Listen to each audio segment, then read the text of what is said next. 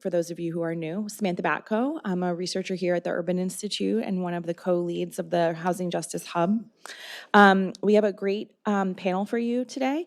We're going to start out by talking about how we don't have to do it alone in the housing sector, how we have partners and we can build partnerships with other sectors in order to build momentum and build the movement towards housing justice. I am going to introduce our panelists today and get right into it. So first, Mary Cunningham, our moderator today, is a senior vice president at the Urban Institute, and she oversees Urban's research and policy centers. Many of you probably remember her from her former role. I know that I do, and I miss her in that role. When she was Urban's vice president for the Metropolitan Housing and Communities Policy Center, where she oversaw our work on affordable housing, ending homelessness, land use zoning reform, fostering opportunity-rich neighborhoods and cities, and fortifying cities against the challenges of climate change. Our panelists, moving from left to right, as you are looking at the stage, Hale Crumley is a registered lobbyist and the policy manager at Prosperity Indiana. That's Indiana's statewide membership association for community economic development agencies. And Hale is responsible for leading the Hoosier Housing Needs Coalition, a voluntary advocacy group with 2,400 members across the state of Indiana. Dr. Sabrina Johnson is the Senior Housing Policy Advocate at the Natural Resources Defense Council. In that role, she champions more equitable federal housing policy and programs in partnership with national advocates that represent disenfranchised communities and low-income residents. Cynthia Nagendra is a homelessness, health, and housing systems change practitioner, and she just completed a 3-year mayoral appointment as the Deputy Director of Strategy and Planning on the executive leadership team at the City and County of San Francisco's Department of Homelessness and Supportive Housing, in which she led a team participating in the Urban Institute's Just Home project, funded by the MacArthur Foundation, to advance community-driven efforts to break the links between housing instability and jail incarceration.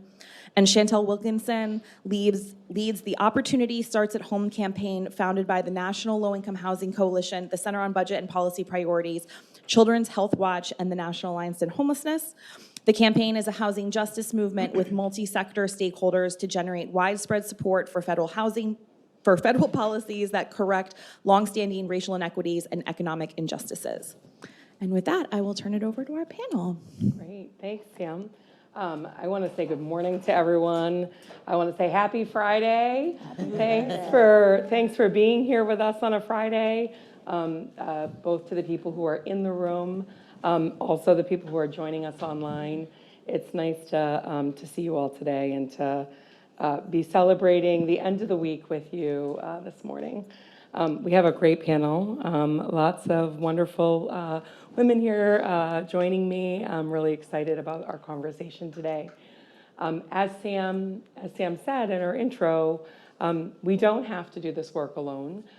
We don't have to only have housers advocating for housing justice.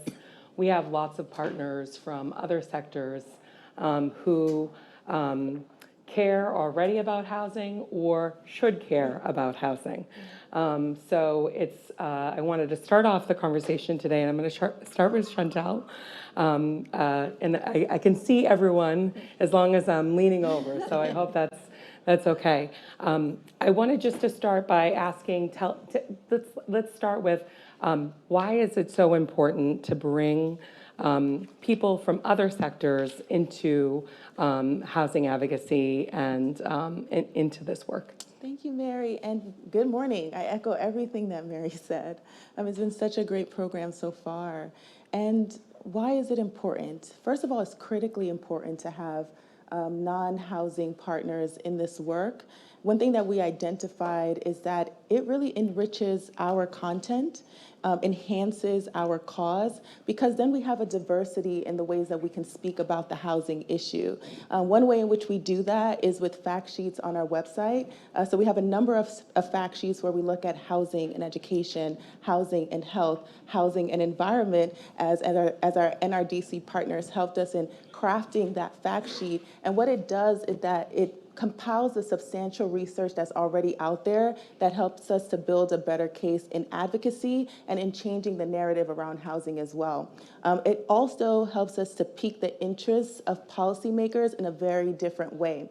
We really saw that with Senator Young. He was really moved by the research from Raj Chetty around economic mobility. And because of that, he's been a champion of two of our bills in the campaign, which I'll talk about soon, the Family Stability and Opportunity Vouchers Act and the Eviction Crisis Act. And because of that connection to economic mobility, we were able to really make the case for why housing was so critical and important. And it takes that same lens in those other sectors as well. Think about coming to a meeting and talking to a staffer and making the case about not only why it's important for us as housers and what we see as the housing crisis, but also identifying why it's so important for doctors and why it's so important for educators and social workers and any other sector that you can think of, because housing is so foundational to the things that we care so much about.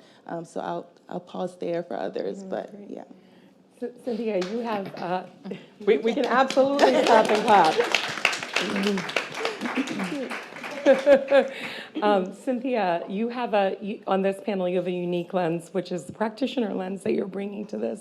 Can you talk a little bit about, from that lens, why it's so important to have non-housing partners at the table? Thanks, Marian. Thank you for having me here today. I have been wearing the hat of practitioner in terms of having been a provider, having been on the policy side as well, on the advocacy side, but most recently in my own community in San Francisco at our City Department of Homelessness. And homelessness is really the result of the failure of many systems. And so it's the intersection of basically every system failing you in some way, or at least multiple systems. So on different levels, so just on the sort of building level, to build supportive housing, for example, you quite literally need multiple partners in different sectors. You really can't do it on your own, even if the homeless system is granted vouchers or has certain parts of the operational side to have supportive housing and have more affordable housing.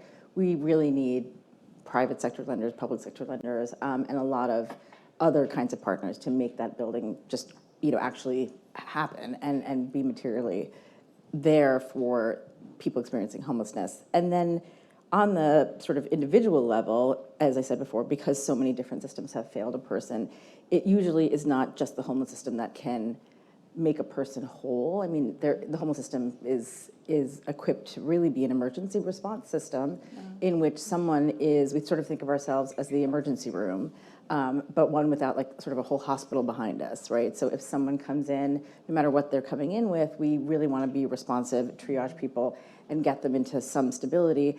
However, what often ends up happening, I think over time, the homeless system has become many systems for people. So health, housing, different types of behavioral health care. And sometimes it's the only system that's even really providing any community opportunities and employment opportunities. And the homeless system just isn't equipped to do that all very well. So having those multiple sector partners, to have a person be able to really have the system failed the person in multiple areas of need. Yeah. So having been able to respond to that in multiple sectors is really critical for a person to be able to thrive. And then just on the systems level, the most effective response to homelessness, as we have seen across the country in communities that have actually reduced it in fairly significant numbers, is that we need a systemic approach. Again, it can't be a sort of program by program siloed approach. One program can't do it, and multiple programs have to be working together as components of one system, or at least a couple of systems, to really move people from emergency situations into a more permanent place where they can actually start to support themselves and have support that they need to thrive. Great. I'm going to come next to Dr. Johnson. At the National Resources Defense Council, you come to us as maybe a non-housing partner. although there's a housing position there, so that's, that is a lot. So can you tell us a little bit about, from your perspective, why you come to this work and why you think it's important for others who might be viewed as outside of housing? Yeah, absolutely. And thank you for the question. Thank you for having me. Good morning, everyone. So a lot of the questions that we often hear, like at the Natural Resources Defense Council, you work on housing, like how does climate change, how is it intersectional? So I come to this work with lived expertise first. I'm coming up on year 3 of not being on Section 8, and this is a different world, right?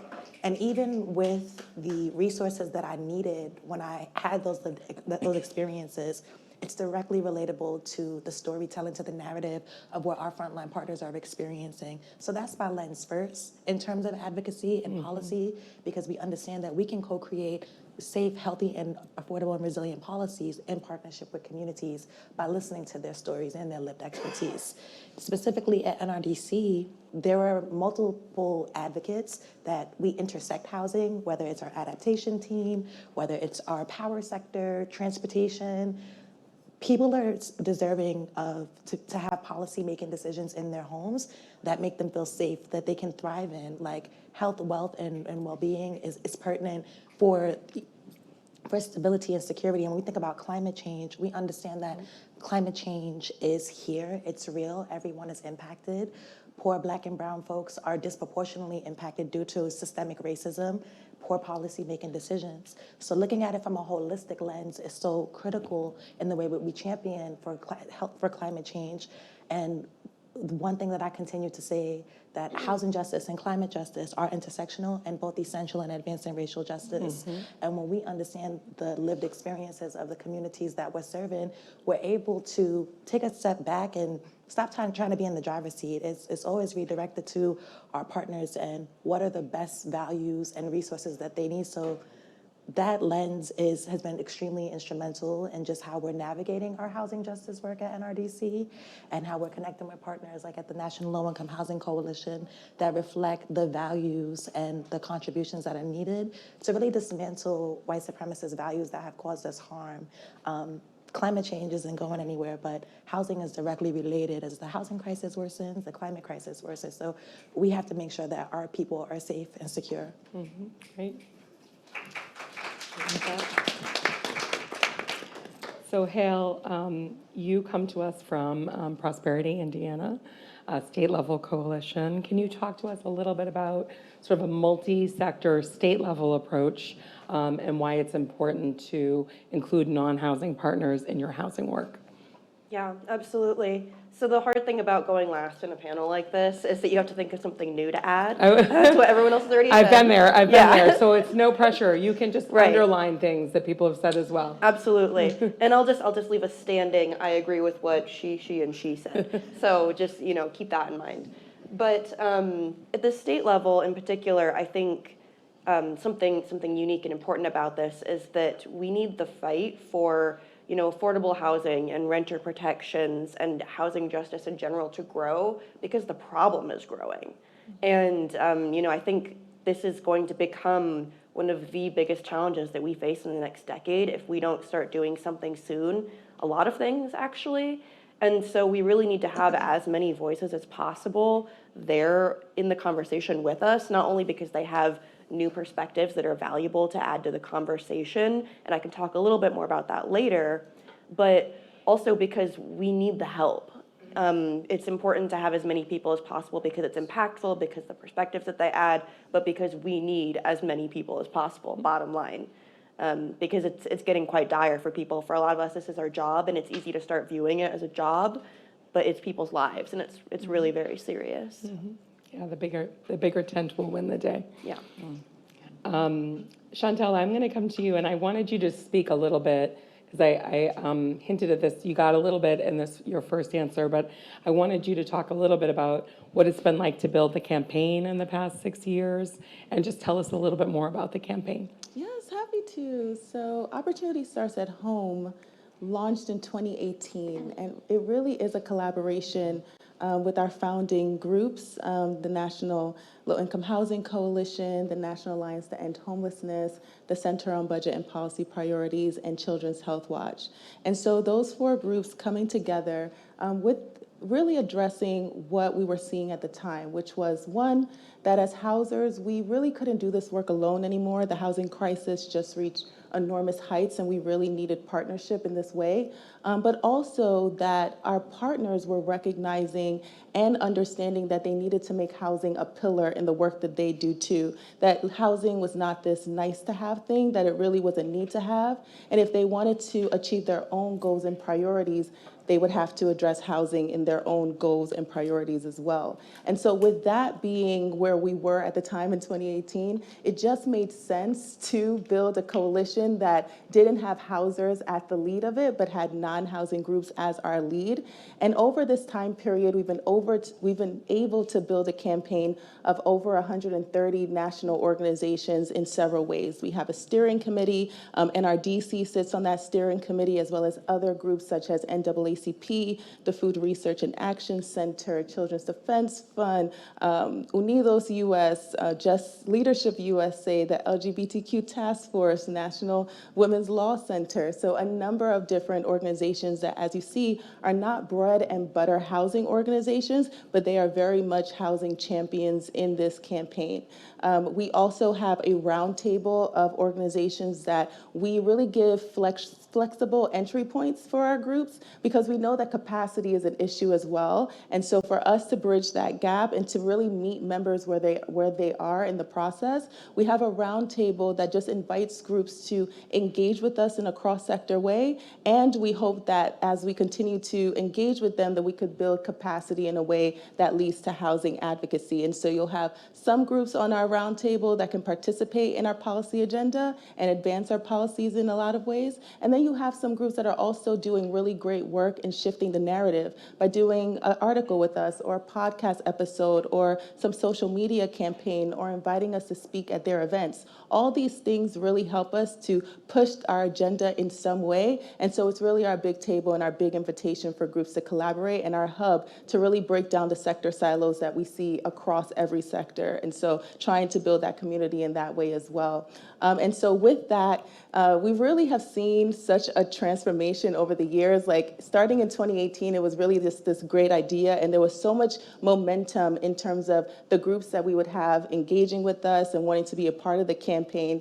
But what was such a critical point for me was that when we had such a traumatic time as the pandemic, but we also had an opportunity there with Build Back Better to have all these different priorities that we saw come about. We thought perhaps our partners would take a step back because they were also trying to advocate for the big, unprecedented funding that they saw in their sectors as well. But they did not buck back at all. If anything, they really stepped up as housing champions in that way too, to advocate for the really robust funding that we saw at that time, advocating continuously to continue the eviction moratorium, to increase the funding for emergency assistance, which pushed our Eviction Crisis Act bill even further, because it was no longer this idea that we had nationally. It was a need for people to have critically at that time. So it was so solidifying in that moment that our partners really did get how important housing is.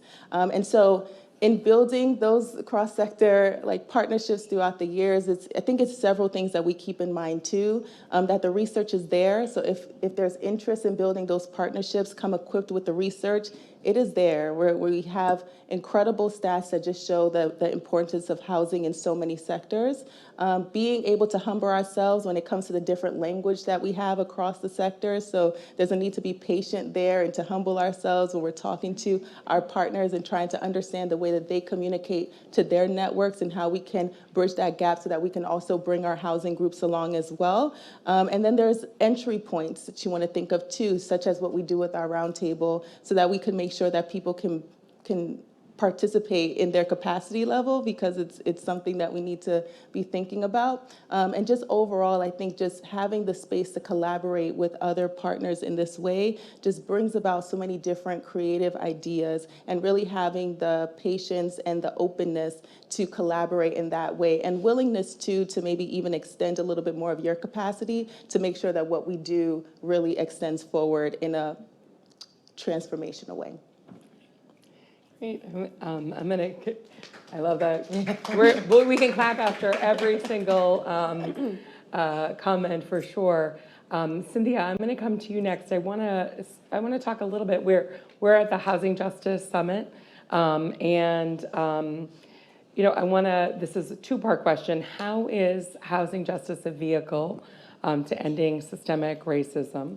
And how does the involvement of, how does including other folks from other sectors really contribute to that?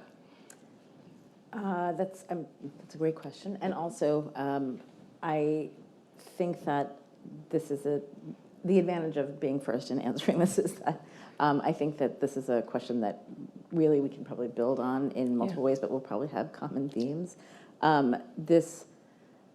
In homelessness, in probably many ways, we understood that there was an overrepresentation of people of color, particularly African Americans and Black households, in homelessness for a long time. Yep. And we really didn't put enough of centrality on that, even though we were talking about the numbers, we weren't really talking about having a responsibility or an ability to look at that and do anything about it. And we would talk about feeder systems and what's really just happening to us.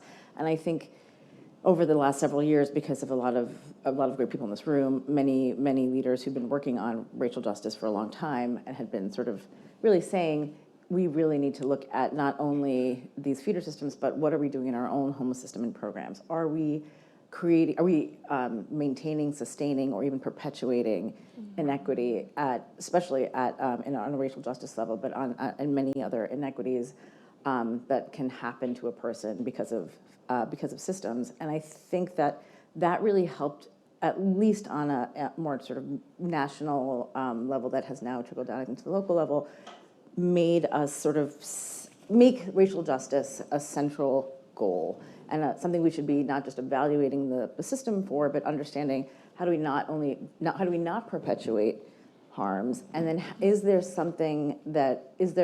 a way for us to be able to actually reverse those harms, and what is our responsibility, what are our tools in being able to do that?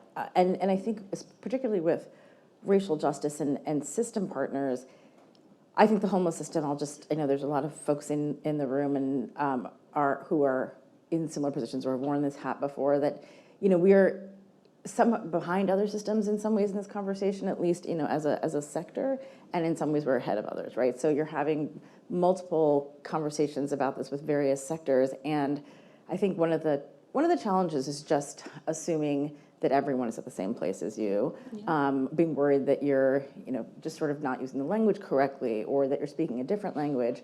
And I think when working in the homelessness sector in particular, we need health care. They have to be at the table. Health, behavioral health, housing and homelessness aren't actually the same sectors, right? So affordable housing and homelessness don't actually come together very much. We come together in ways when there's a specific building that needs to get built, but really as systems, we're not really spending a lot of time understanding what the other sort of group is doing. Systems. Wild. Yes. And then it's taken a long time for people even to connect. We're just starting to be able to have just mainstream understanding of homelessness be connected to the lack of affordable housing and being the impacts of structural racism.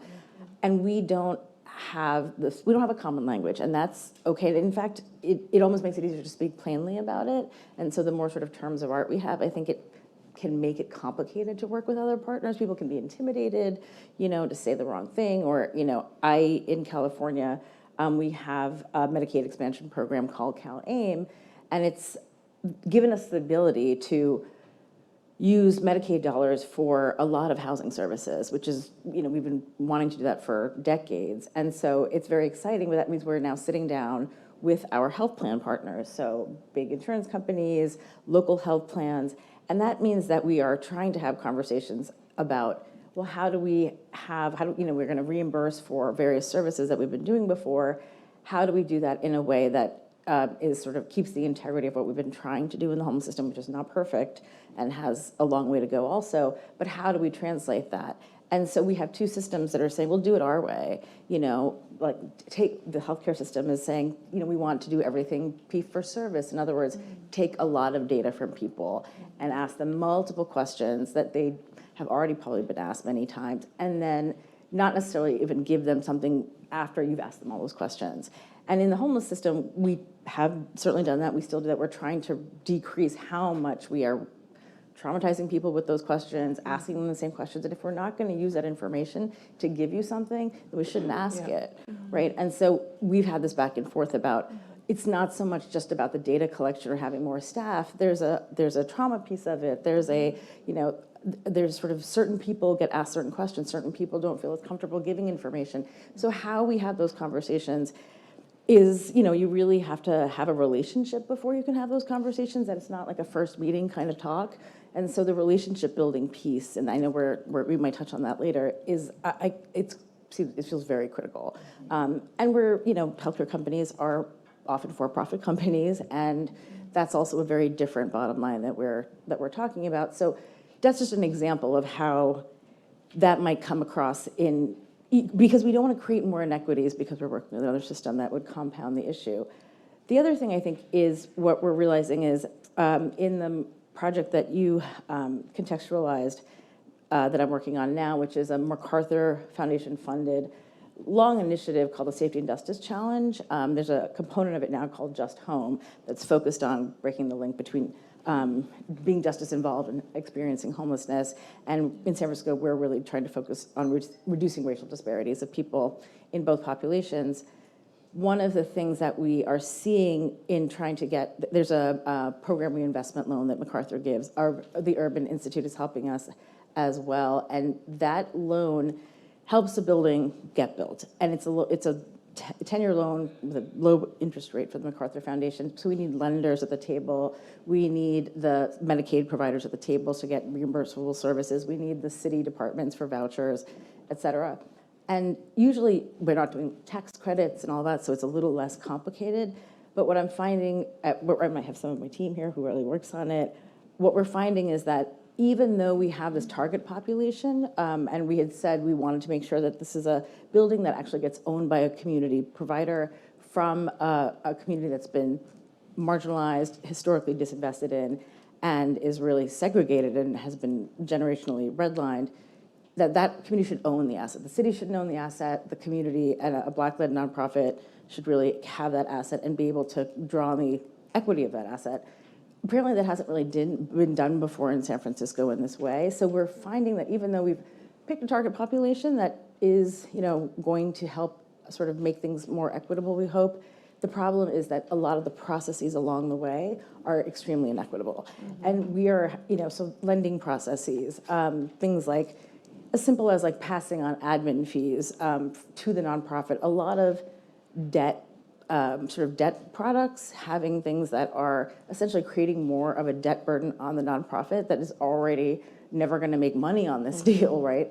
And is losing money on it quite often, and we don't really have a mechanism for making that nonprofit whole. And some of those things, those tools that we use from the financial side, are just laden with these kind of process inequities. And we want to be great partners, and we want to say we're excited about the money, but we're asking questions and because we're kind of new, not housing experts, we can say, but why do you do it that way? And could it be different? And it's helpful because people will sometimes not know the answer to the why and think, oh, yeah, maybe we could be different. Like equity might look different than just the target population being the kind of central part of things. So I think process, understanding people's whys, that's really where you can get to some of the cross-sector conversation around advancing racial justice.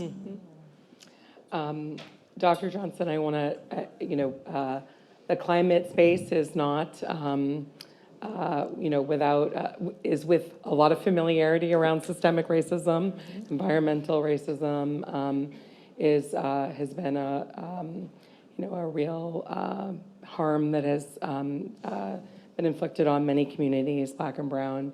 So can you talk a little bit about the sort of intersection there of thinking about how housing justice can really end systemic racism, but also why it's important to bring those two together, Yeah. especially now when they're so present in our lives? Yeah, and I want to underscore everything that you name around the relationship building piece, because that's fundamental, right? And making sure that we're not tokenizing communities of color for their stories, right? We're being relatable, we're having holistic approaches.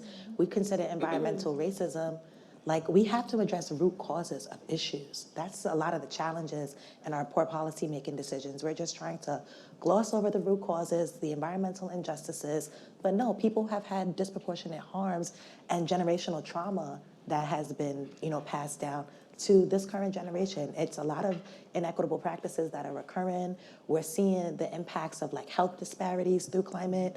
So when we talk about using housing policy, housing justice as a vehicle towards ending systemic racism, it gives us an ability to really share our truths, right? So from the lens of equitable building decarbonization, I'm on the climate and clean energy team, and we're looking at it from the intersection of building decarbonization. When I started to communicate with our partners, I had to like put that to the back and tell my story. Like that was the connection. Like, wait a minute, this is too high level. Let's meet people where they're at. Let's have organic conversations about what does it look like. For example, our partners in Miami, you have rising sea levels and flood risk. Like we have climate gentrification. You're being displaced. Okay, building decarbonization is not only about the building. It's about the people in the community sharing their truth, understanding how can we create more resilient and healthy communities. So we talk about relationships. We need to establish a truth and build commitments that are reflective of the resources that you need first. So when we look at it from the climate perspective, we have deep expertise, whether there are lawyers, there are scientists, and we can connect the health equity piece. But having a multi-sector approach is so fundamental because it allows you to have different intersections of policy and advocacy for the communities that you're hearing their stories, you're hearing about, well, this is I'm having energy burden right now. Like, I'm not able to afford like rent next month because I have to pick and choose whether or not I'm gonna keep the lights on or I'm going to have grocery. Like, there are just so many real experiences of the modern day human that we overlook. And then another thing about co-creation of policy with community, sometimes you see that communities don't even really understand like how they can be so instrumental in crafting policies within, right? Tenant organizing, tenant protections. That's a big thing when we look at equitable building decarbonization. We can't decarbonize buildings without displacement strategies. And how do we have displacement strategies? What do we know about communities? We sit on the front line with them. We don't just sit from the Oval Office and we're just passing policies. No, we need to be directly aligned with what are those stories that navigate truth, that navigate justice, and that's how you start to influence dismantling systemic racism and white supremacist values that have shaped a nation that wasn't meant to really serve some of these people experiencing the disproportionate harms. But navigating housing justice in a way at the intersection of climate justice, they go hand in hand from my expertise. And it's reflective of just what people are deserving of. Dignity and worth should be incorporated into policy-making decisions. Like, I think regardless of your race, gender, socioeconomic status, however you identify, you're deserving of being safe, like having a roof over your head that you can afford, and feeling comfort in your community. So those are the things that equate to healthy and thriving communities, but incorporating that narrative shifting and storytelling is so key, and documenting your evidence. I'm a big researcher on that end, but let's continue to document the qualitative experiences of some of the stories that we're hearing, and that directly translate into the legislative text, the policy, the championing for the community values. I think that's so important. Great. We're going to switch to the next question, but before we do, I want to let Hale and Chantel just weigh in on this one, which is just telling us a little bit from your perspective as an advocate and including other sectors in how housing justice has been a vehicle for ending systemic racism and why it's important to include others. So I'm going to ask you to do the quick one so that we can get to the next question. Hale, do you We'll want to, start yes, with I Hale. want to say Hale. Sure. I mean, so housing is foundational to our lives, I think is the most obvious part of where I start explaining this. You know, in my work, we often have to say housing is where jobs go to sleep at night because that's an effective argument in my policy circles that I need to be able to operate in. But it's also where lives go to sleep at night, right? Like people. And so, you know, if housing is the foundation of our lives, that is where a lot of stability or instability starts. And so I think the idea is that if we can make housing more fair, equal, and just, then I think that is not fixing everything, but setting up a better playing field for people who are facing a lot of systemic barriers. Because at least that part, that foundation, is more level. So I think that's probably the most important thing I would share. Great. Chantel. And the only thing that I will add, because I will echo everything that you all have said, is just that the stories are multi-section, or there's a multi-sector element to the way that we share our stories. So if you are housing insecure, you're experiencing food insecurity, you're experiencing these other insecurities because you just cannot afford it. So if we take a student, if their parents are barely making the rent, then you can't afford any extracurricular activities for your kid. If you're a kid living in unaffordable housing and maybe the quality of that housing is poor, you have a more likely to have those health disparities also be part of that conversation as well.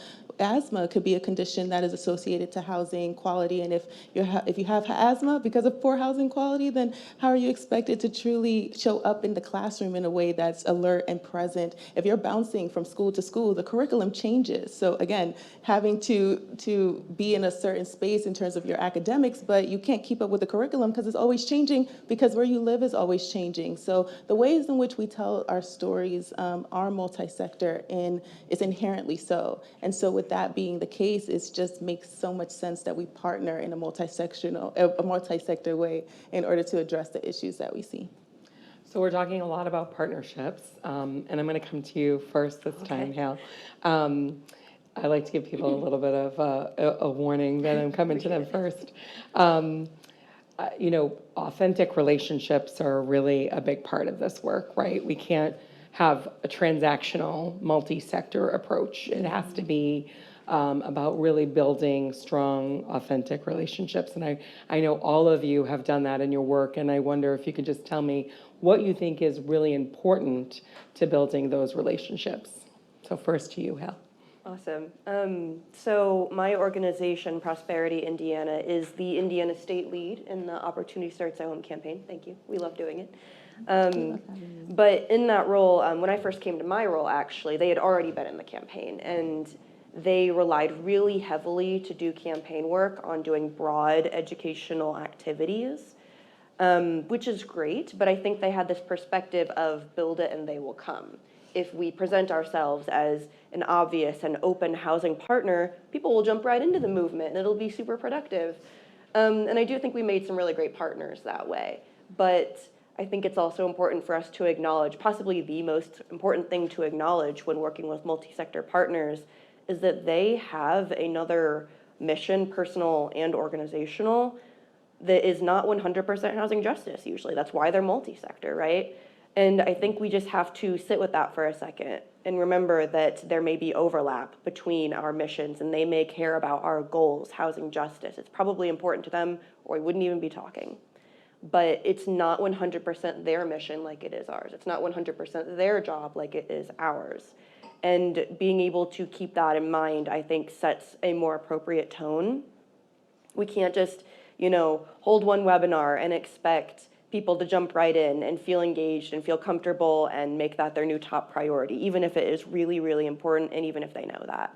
I think it's important for us to acknowledge that and to make space and to be as flexible as possible when we're asking them to engage and being clear about what we're asking them to do when we engage.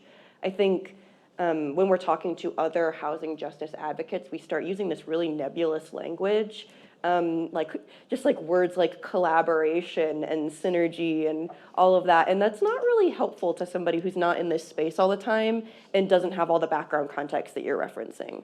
So I think it's, being specific, being flexible, and remembering this is not 100% their thing, but they're choosing to be here with us, and we need to work with them as much as possible to make it worth everyone's while. Yeah, so I'm hearing identification of other goals, that it takes time, it doesn't happen overnight, developing shared language.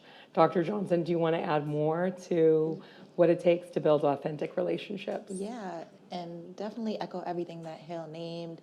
Around building authentic relationships, I think it's showing up first and telling your truth and really being able to move at the speed of trust with a lot of these partners, being open to creating space, holding space for example, coming from NRDC, it's like the perception of a big green. A lot of people did not trust me until I had to show up in spaces, and showing up could look like expanding opportunities to participate on a panel, co-authoring an issue brief, serving as a connector, just really holistic ways to move at the speed of trust and build alliances that are supportive of their endeavors.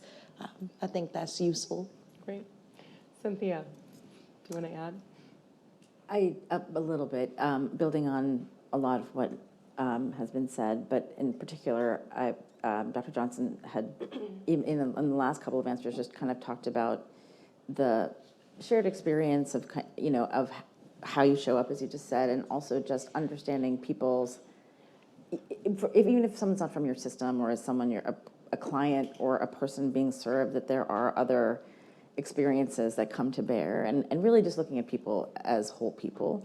I think, at least in government, it's easy to sort of have people be like, this is just my role, this is just your role, and we shouldn't, there's a lot of conversation about that's not your lane, or we really need to stay in a certain kind of place in the picture, and that just doesn't, in these multi-sector partnerships, it's important to define roles and responsibilities, but that's not your job, right? Because what we're trying to do is have create some shared understandings and shared goals, and I think very importantly, also recognize when our goals are different. Working with city departments, we just did a new, really the first time ever, strategic plan for the whole city of San Francisco. So we took it out of the homeless department and worked with many multi-sector partners and many other city agencies. People with lived expertise really led our community engagement, and very specifically designed surveys in which they told us what they thought was important for the system to be asking, not so much about what is your experience, what led you to homelessness, or what's your experience of homelessness, rather, what should the system be doing better? What should the city be doing better? It's really about we want to know what we're doing wrong, rather than you as an individual. I mean, your experience is very important, but only in the sense that we want to make our system work better for you. And in doing those, and that partnership, even just having people with expertise, we are very lucky to work with, and I feel I really want to mention this group in California called Talent Pool, that is a contractor of the city. People have a lot of difficulty paying folks with lived experience a living wage.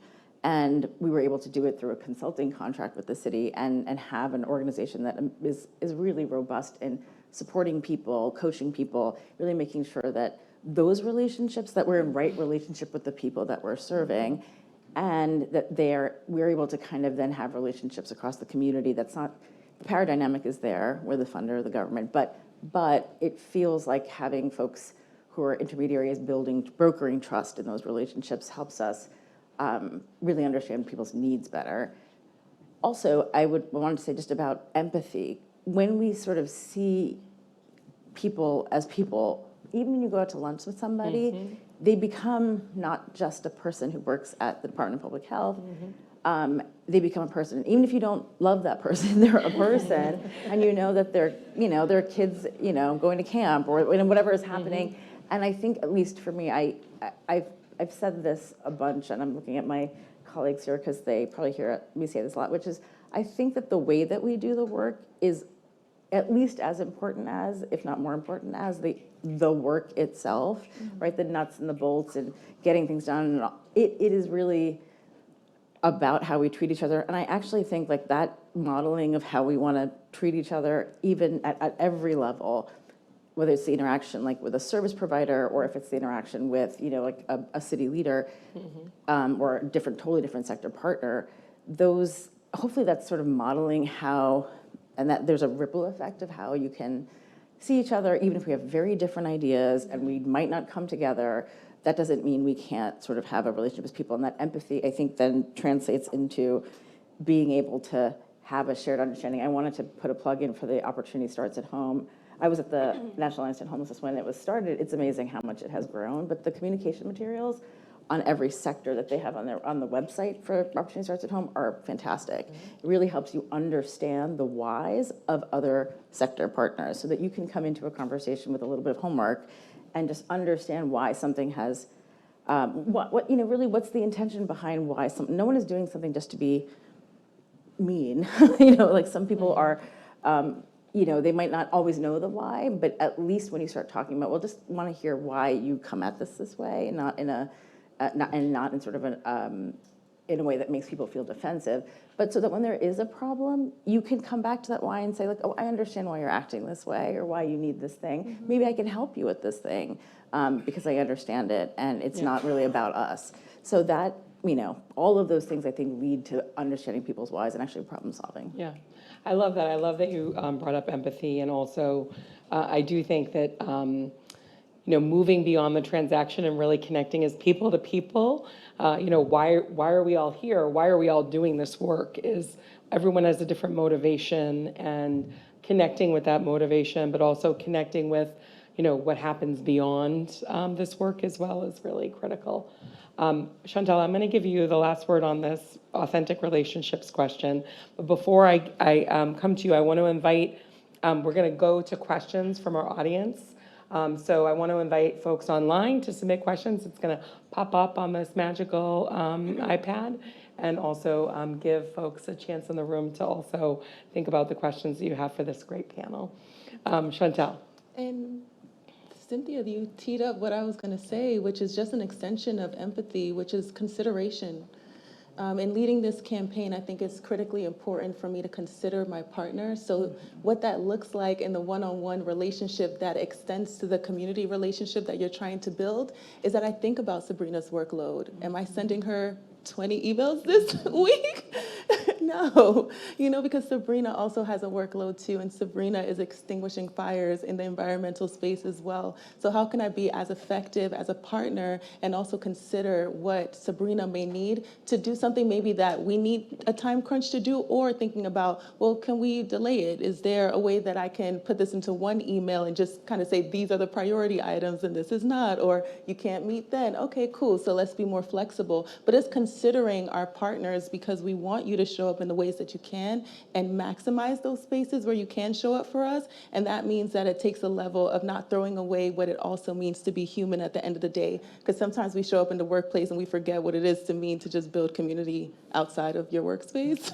And so just considering others. And so that goes for Hill as well, in the work that we do with our state partners, is considering how we can support them. How do we make the work easier for them to build the coalitions? What expertise do they need? Do they need to peer share from each other? Do they need anything from us that we can just help to make that work a little better? And so I would just wrap it up with that word of just considering each other outside of the work, inside of the work. I just think that it also lends to the vision that we speak about when we're talking about thriving communities. In thriving communities, we consider our partners, we consider our neighbors, we consider those that we feel are important to our movement. So consideration is huge. Great.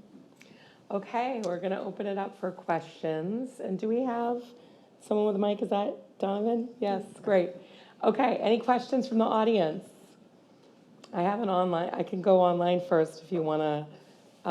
We'll let the shy people in the room think about it. So let me ask, so this questionnaire asks, I'd love to hear the panelists' thoughts on moving forward imperfectly.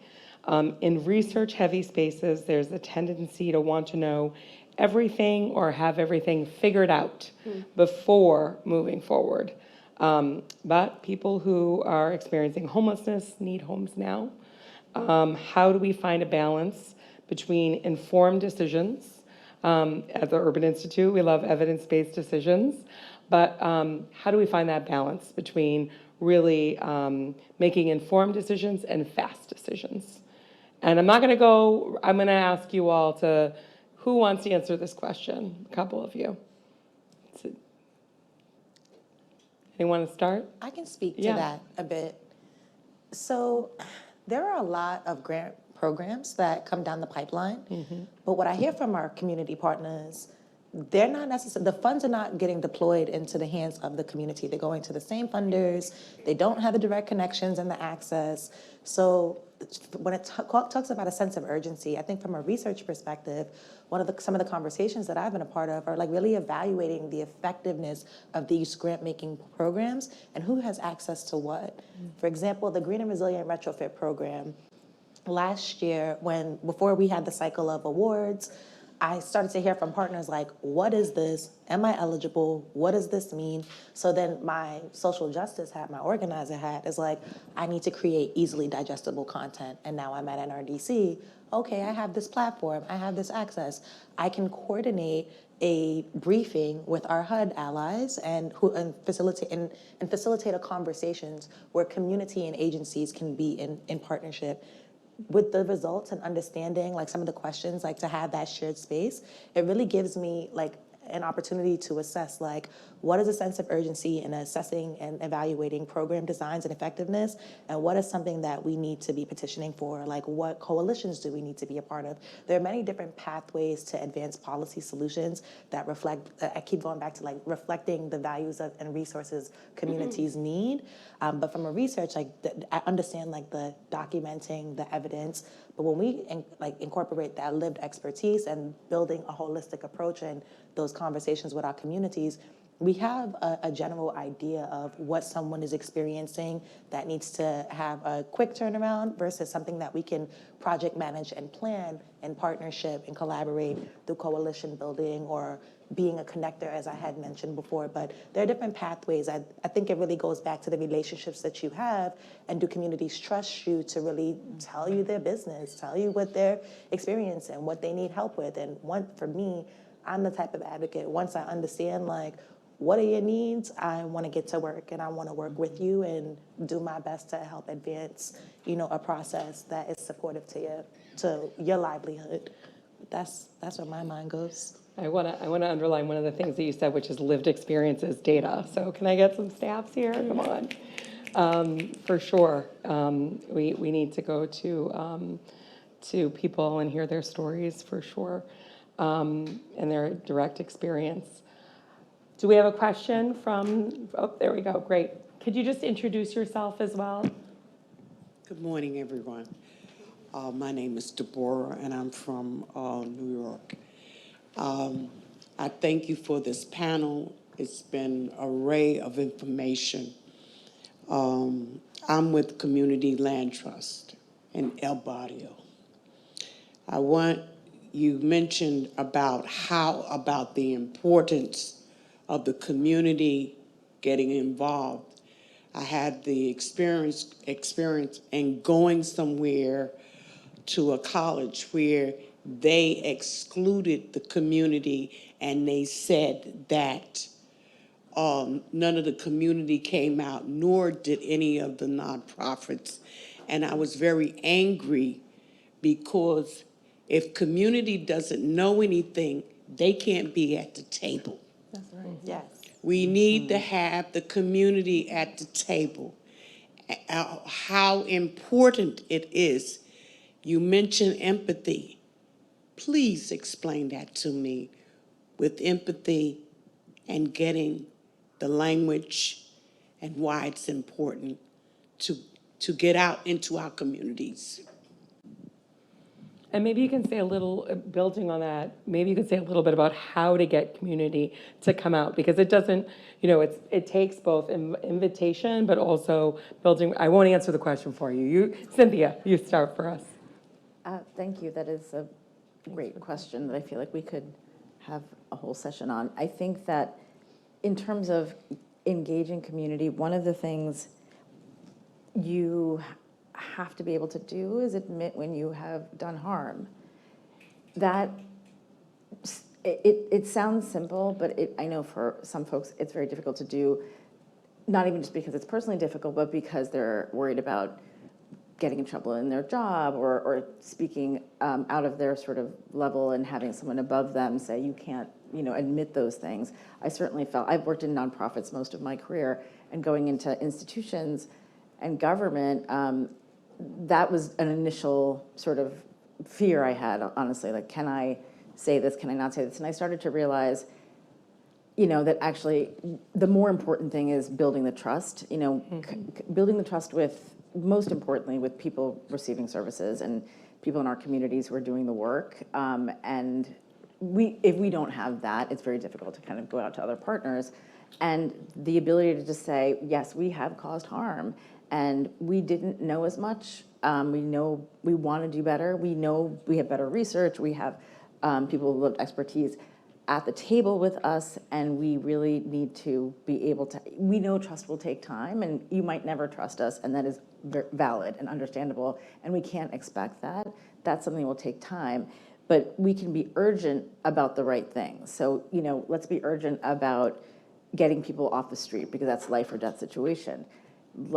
Into housing. Let's be urgent about racial equity. That's a long-term vision, so we better get going on it. And we really need to, you don't have to move fast through things that are going to take a long time, but you should really be urgent about getting going, and think about the things that we're asking people to do that sound urgent. So we really need you to do this whole study before we can even get to designing this program. And no offense against research, I mean, it is critical to getting things started quickly sometimes too when you have that. But do we need this as a study just for another city body? Or is this something that people with lived experience or someone who's actually doing the work really needs for buy-in? Do we need to include people in a process around planning that will help people be at the table from the beginning, be able to empathize with each other, to answer your question, really having people, if you have community at the table at the beginning, even if there isn't a clear role for everybody, you'll figure it out together, and you will have not missed conversations, right? And people can be folded in over time, but there's a real feeling of I was left out because there's some gatekeeping going on, or you didn't want me to know about this, and that might not even be the intention, but it can feel that way. And so everyone, the question about how long these processes take versus being urgent and getting the thing done, I think has to do with who needs the buy-in, who are the important people we need to get trust back from or build trust with, and because with trust, hopefully, empathy might need to preclude trust depending on the relationship, but people have been harmed so much by systems, they might never trust us. And that is, as the system, that is understandable, and we have to sort of be okay with that. Could I extend that a bit more too? Yes. Extend that a bit more too. Just extending what you're saying too is that sometimes is that table and that invitation to you culturally aware. Because sometimes we have events or we're inviting folks and it's as simple as, what do you like to eat? Can we make Food that? is everything. Can that be part of the experience and you feeling like you're 100%. welcome? Because sometimes we just go with the space that we've already had and say, well, okay, here's a seat for you if you'd like to come. But we don't say, oh, what would you like to see in this space? How can we resonate with you so that you feel comfortable at this table, not feeling tokenized at this table, but feeling considered in that table? So I think that's part of it too, that's really important. Yeah, if you go to Brooklyn and you're not thinking about Caribbean food, that's where I'm from. Yeah, that's great. Other questions from the audience? Is it Friday morning? Everyone is tired. There you go. Kind of a follow-up question. I got a follow-up question about the engagement piece that I know, in DC, there have been some housing redevelopment projects that have, due to funding issues, ended up taking decades. And I think there was, in some cases, there was a really genuine effort to involve the community early on, but some of that involvement, engagement was lost over time just because people think nothing's happened in the last 5 years. Maybe this isn't happening. Maybe like the communication doesn't keep up over that time. So I don't know if you have any thoughts about like specific strategies to make sure that in a long-term project that you're continuing that. It's not just sort of at the beginning. That's right. Can you introduce yourself as well? Oh, hi, I'm Madeline. I'm a graduate student and research associate at Georgetown. Great. Who wants to take that? Who wants to start with that long time relationship over time? Hal. That and sort of building off of the other one is, I think, just acknowledging who is already best connected with the local community. For my organization, that's not us. We are a little bit more like a middleman because we're a statewide organization. We're a team of 11, I think. So, obviously we are not the most connected in every community that we are trying to serve in this sort of indirect way. And so instead of trying to jump right in all on our own, we just go to the community-based organizations that are local to those areas, and we rely on them to tell us the best ways. And I think being able to engage in a partnership like that also helps keep it going over longer periods of time, particularly because it's something you can check in with rather than having to reconvene the kind of broad, general, vague public. Instead, we can just say, well, let's go back to that community organization that we know, ask them, where are people meeting nowadays? Is it the library? Is it some sort of community center? And rely on what they say is the best place, the best time. And having that relationship, I think, also keeps us in check. So if we were working on something long-term and we stopped coming back for some reason, I think that community partner is also there to kind of knock on my door and say, where have you been? What's going on? What's the update? So I think having that kind of partnership when you're trying to engage is really helpful. And it's important to admit when you're not the best suited to handle something like that, because you want to do it right. And if you're not the one to lead doing it the right way, that's okay. Bring in another partner who is. Great. Anything to add to that? I'm going to, go ahead, Chantal. Were you Sorry. going to say something, Cynthia? It just makes me think of how much it needs to be intentional throughout the entire process and not just a thought at the beginning of it. It needs to be something that you're continuing throughout this time period to work on. On the campaign, we're always recruiting for new voices, but it's deepening the relationships that we have too, because we know that in an extension of that, we can be connected even further to other partners or just in the network in general. And so I think that it's that intentional piece of partnership building when you're bringing in the community too, to constantly be thinking about it. And the other thing that it comes to mind is that it's having the folks too that's going to keep you accountable. We don't like to have that a lot too, because those people generally make us uncomfortable because they're going to be the ones that are always just like, and that's not good, and change it. But they keep us accountable to remember and keep doing the intentional work to making sure that everyone that needs to be part of it is a part of it. So we do need to do a better job at bringing that uncomfortable voice to us, because it makes us aware of the things that we need to change and be intentional about. And I feel like that's one of at least two things that came to mind for me. Great. Other questions? I think we have time for one last question from the audience. Is that Maya? Yes, hi, Maya. The house lights go out, so I can't always see everyone out there. Exactly. Hi, everybody. Maya Brennan. I'm an equitable change consultant, used to be at Urban. Love, like everybody up on here. Like literally all of you. But so my question is about doing coalition work and the way that you get people to show up for each other, not just ask other people to show up for you. Mm-hmm. So it feels like, fairly often in doing coalition work, whoever holds the most power or the most privilege is saying, we need everybody's help to join our thing, and then don't reciprocate. And have you seen ways that, number one, have you seen any changes in willingness to reciprocate? And number two, like what are some of the solutions and methods and tactics, all the way up to and including don't have the power holders be part of the coalition if they're not going to play, the whole game. Great. This is a big part of my job, actually. My original title was coalition coordinator. So, and I actually lead 3 different statewide coalitions. In my intro, we only talk about the housing one, but I also do responsible lending and asset and wealth building. So huge part of my job is thinking about keeping these coalitions alive and engaged and feeling close to each other, especially my steering committees.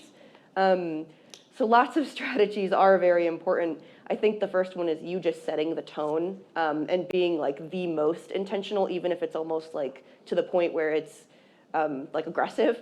So I want to set the tone for my whole group, and that may mean that I do something like drive all the way down to Evansville, Indiana, which is like a 4-hour drive, and nobody likes that drive because it's like on the highway, it's boring, you know, and everybody always jokes about that drive, but I will make that drive for my partners, even if the event is like just barely relevant to me, and maybe I already know everyone there, I don't expect to meet anyone new, but they see me and they're like, wow, you drove all the way here, thank you for coming, and then maybe I don't even say a word the whole time and I'm just listening to them.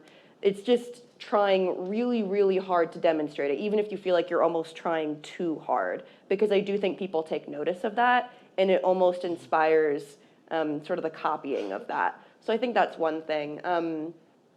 Also, icebreakers never gets old, never. I'll make people do them every single day. I don't care. I call them pockets of air, actually, because I acknowledge that people are in meetings all day long and they're super boring.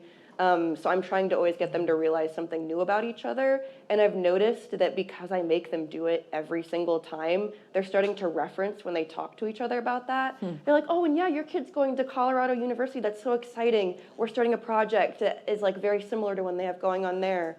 Even though they're annoying, again, I think it is worth the time investment. And then I think you can also get really creative in other ways to make sure that they get to know each other as people, because that just makes it more personal and makes them want to come back. When I first got hired, these coalitions had existed for years and years before me. I went and I had one-on-one meetings with every single one of my steering committee members, and I wanted it to be a place where they could tell me things that had maybe been going on before I got hired. And you would not believe how many people I had tell me, like, admit that they didn't even know some of the names of the other people on the steering committee or where they worked, because they'd been in the same rooms for so long that they forgot where someone worked, but they couldn't ask them because it had been too long. And so that made me start thinking, okay, we need more bonding activities, because they're not going to speak up and share ideas and things like that if they don't feel like they know other people there. And if you don't feel like you know other people there, you don't want to keep coming back. So there is a lot of forced, sometimes awkward, sometimes almost annoying facilitating that I think you really do have to do, and just let one person take on that burden. And everyone else can begrudgingly be like, oh, another icebreaker, but it worked though. It worked. Yeah. Okay, so we are coming to the end of our panel. I have one last question. We're going to do a speed round, right? I'm going to ask you all, I'm going to come to you, Dr. Johnson, first. I'm going to ask you all just to answer this in like 1 or 2 sentences. But everyone here is going to go back to their work. And I want you all to offer, if you have one line of advice for them to bring back to their work, what would it be? Okay, in 2 sentences. No pressure. No pressure. No pressure. But all the pressure. At least I didn't say one. At least I didn't say one word. I would invite you all to feel encouraged. It is an election year. We don't know what outcomes are going to be, but just be in tune with the communities that you served. Be intentional, expand empathy, and just bridge the connection between your community partners' expertise and your own, and get to work. Great. Cynthia, you're up. I'm going to try to combine 8 things I wanted to say in 2 sentences. I think I feel more hopeful after having spent time in a city government job that culture change is actually possible within organizations and across. And that is because a very tangible example, we had people with lived expertise being paid a living wage. So I would say for coalition building, paying people a living wage to do that work that are from communities, it's real work.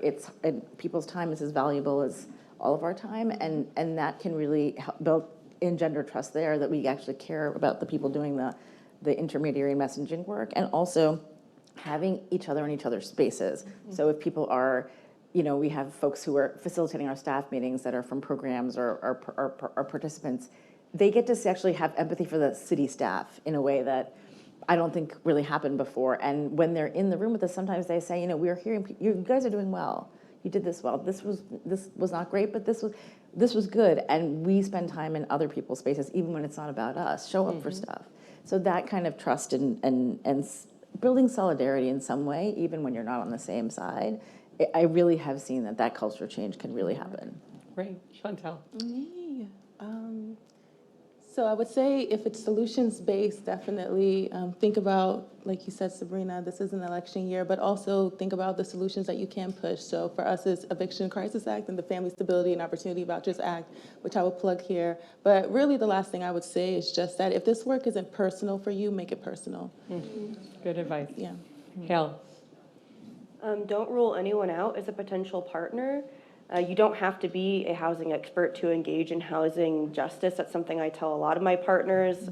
You know, I'm 25. I'm not an expert in really anything, but look at me. I'm on a stage. You know, you can engage. Well, that's a prelude in. I will just say, I have been overwhelmed by the wisdom of this panel, and just want to just extend my gratitude to all of you. So please join me in thanking our panelists. Great. Okay. I think someone's going to come and give us instructions. Yeah, thank you so much. One more round of applause. Fabulous on Friday morning. Wonderful panelists. Thank you, Mary.